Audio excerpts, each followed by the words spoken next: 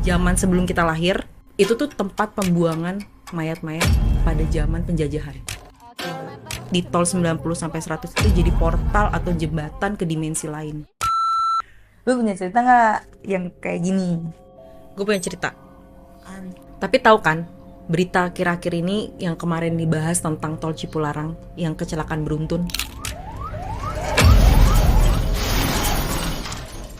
Pertanyaannya, ada nggak undang-undang mengatakan truk yang berjalan di tengah atau di kanan kena tilang?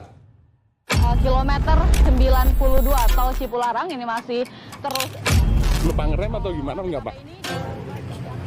Oh, nggak mungkin nggak ngerem. Sampai mobil naik ke atas sampai ada yang sebelah pindah.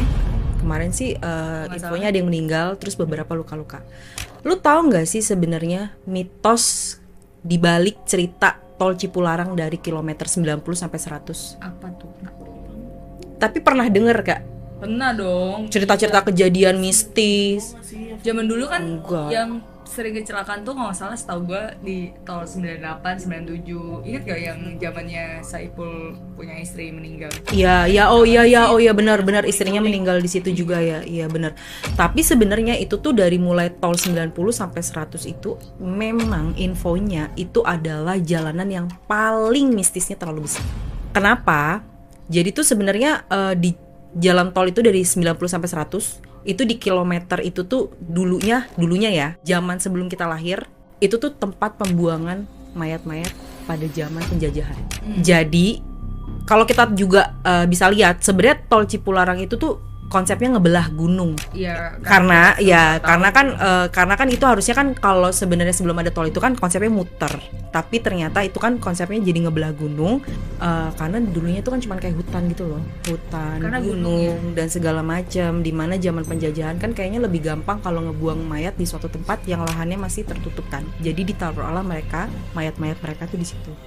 Sehingga ada mitos yang bilang bahwa tempat tersebut di tol 90 sampai 100 itu jadi portal atau jembatan ke dimensi lain. Kayak gerbang gitu ya? Yes, jadi istilahnya kayak iya di kilometer itu aja.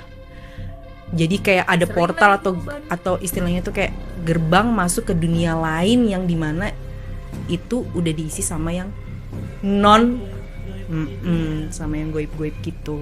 Nah, sebenarnya selain itu juga ada banyak cerita juga. Salah satunya tuh ada cerita dari supir truk. Dia malam-malam ngendarain truknya.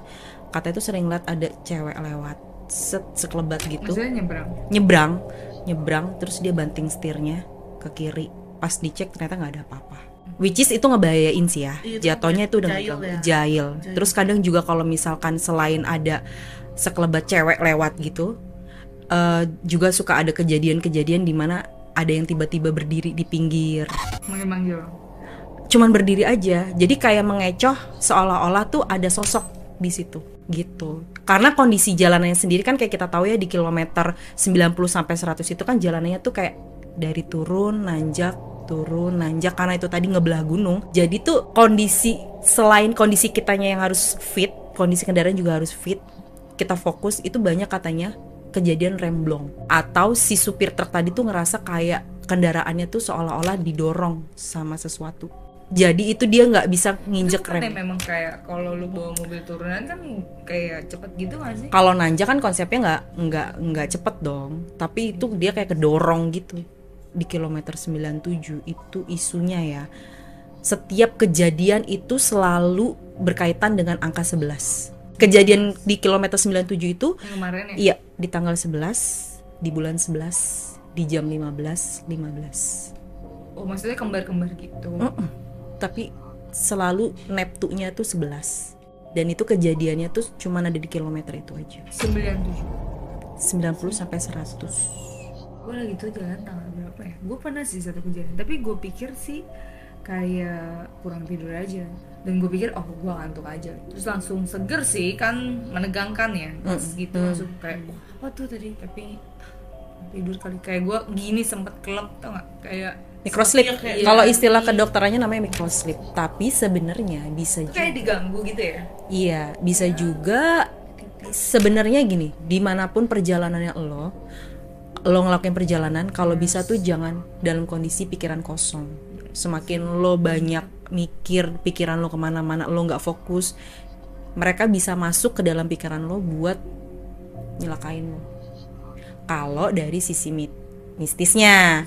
Tapi kalau sebenarnya bukan dari sisi mistis, bisa jadi baiknya lo kalau misalkan mau jalan cek kondisi kesehatan sama kondisi kendaraan. Mobil dong. Betul. Kitanya juga kalau nyetir itu nggak boleh ngantuk. Kalau nggak salah tuh nyetir ada batas maksimal. Ups, kalau nggak salah sih. Ada 4 jam. Betul. Kalau nggak salah kita disuruh stop terus istirahat. Makanya ada banyak rest area kan. Cuman memang entah kenapa cerita tol Cipularang itu udah jadi zaman urban dulu ya, legend banyak dari banget. zaman Salah satunya kan ada artis kita ya, Iya. almarhum istrinya Saiful Jamil. Itu tahun berapa tuh? 2011 ya? Itu 2000-an something sih, iya. yang sampai Saifulnya juga bermasalah kan. Iya. Betul. Jadi Hati-hatilah sih jalannya.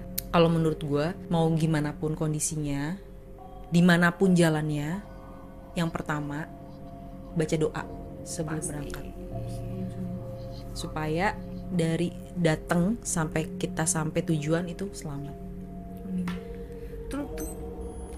Gue sih cuma punya cerita itu. Mungkin kalian ada yang mau berbagi cerita ke gue, atau kalian tahu cerita dari teman kalian tentang hal-hal yang kayak gitu, cobalah ceritain.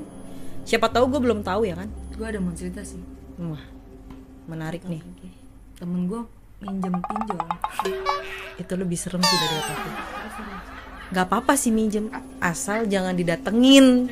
Asal dibayar. Iya. Itu pinjol.